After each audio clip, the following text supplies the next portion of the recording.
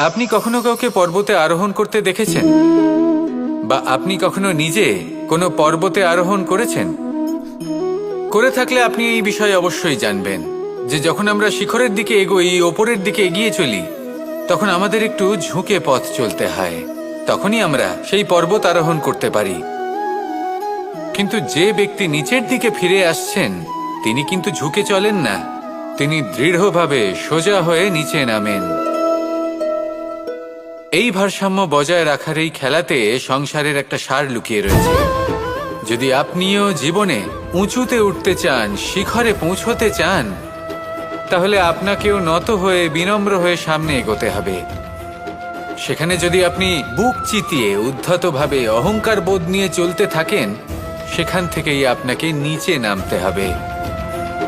কোনো ব্যক্তি তার বিনম্র স্বভাব দেখেই বোঝা যায় যে সেই ব্যক্তি